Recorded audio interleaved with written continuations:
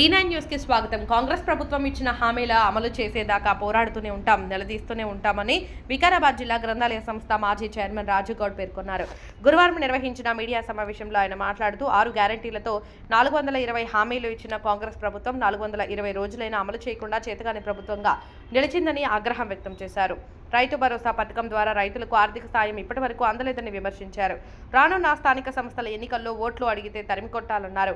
ఈ సమావేశంలో బీఆర్ఎస్ పట్టణ వర్కింగ్ ప్రెసిడెంట్ నరేందర్ గౌడ్, పట్టణ ప్రధాన కార్యదర్శి అబ్దుల్ సలీం, మాజీ కౌన్సిలర్ ముక్తార్, శ్రీనివాస్ రెడ్డి, బీఆర్ఎస్ నాయకులు ఉన్నారు.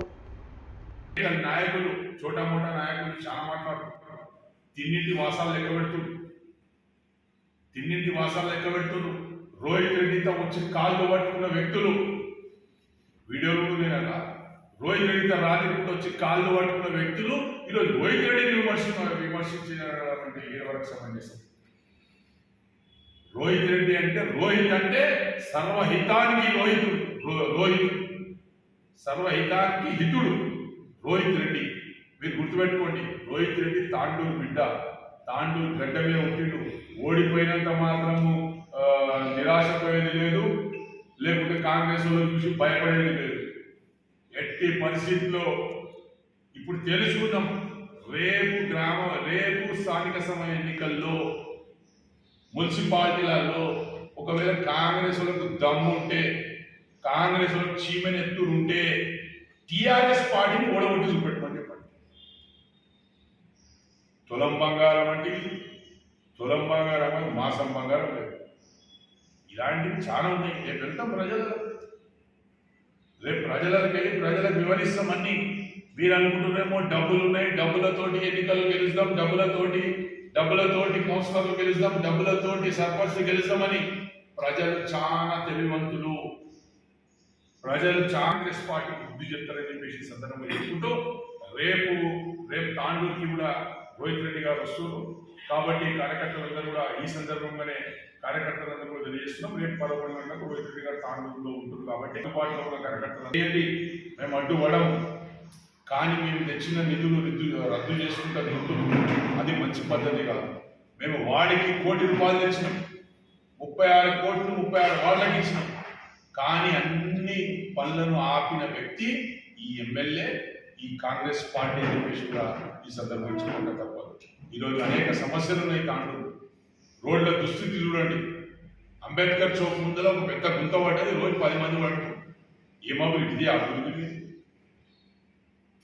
మేము చేసిన అభివృద్ధి.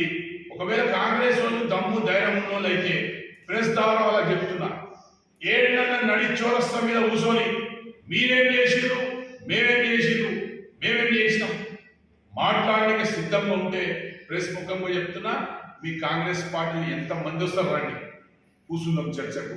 ఖచ్చితంగా ప్రారంభమైందో అది రోహిత్ రెడ్డి గారు తెచ్చిన నిధులు.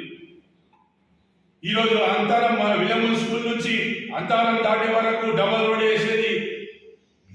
వేసిన ఫండ్స్ కూడా రోహిత్ రెడ్డి గారు తెచ్చినవి. మరి ఈ విధంగా రోహిత్ రెడ్డి గారు తెచ్చిన విషయాలన్నీ కూడా ప్రజలకు అన్ని కూడా తెలుసు. రోహిత్ రెడ్డి గారు ఐటీఐ కాలేజ్ తెచ్చారు. రోహిత్ రెడ్డి గారు 29 కోట్లతోటి నర్సింగ్ కాలేజ్ తీసుకొచ్చారు. ₹1 కోటి బీసీ భవన్ తీసుకొచ్చారు. మరి ఇండస్ట్రియల్ పార్క్ తీసుకొచ్చినాం. 100 కోట్లు పెట్టి ఈరోజు తాండూరుని అన్ని రకాలుగా అభివృద్ధి చేసిన ఏకైక నాయకుడు ఒక్కడే రోహిత్ రెడ్డి, కేసీఆర్ అని చెప్పేసి ఈ సందర్భంగా చెప్పక తప్పదు. మీరేం చేసి గత నెల ఏం చెప్పిండు? 26 తారీఖు నాడు రాత్రిలో 12 గంటల తర్వాత టకీమని రైతు బంధు పడుతుంది రైతులకు అని చెప్పి, తీరా అందరు రాత్రి పూట 12 గంటలకు ఫోన్లు పట్టుకొని కూర్చుంటు. అరే ఏమైనా మెసేజ్ వస్తుందా లేదంటే పొద్దుగాలు లేచిన సాగు చెప్పిండు. సాగు సల్లగా ఏం చెప్పింది తెలుసా? ఇటు దిగుమని పడుతుండే రైతు బీమా, రైతు ఏదన్నా యాక్సిడెంట్ ద్వారా కానీ సహజ మరణం జరిగినా కానీ వాళ్ళ ఇంటికి రైతు బీమా ద్వారా 5 లక్షల రూపాయలు 7 రోజుల లోపల ఇస్తుంటివి. మిగతా గ్రామాల్లో ఉన్న రైతులందరూ కూడా ఆలోచన చేసుకోండి.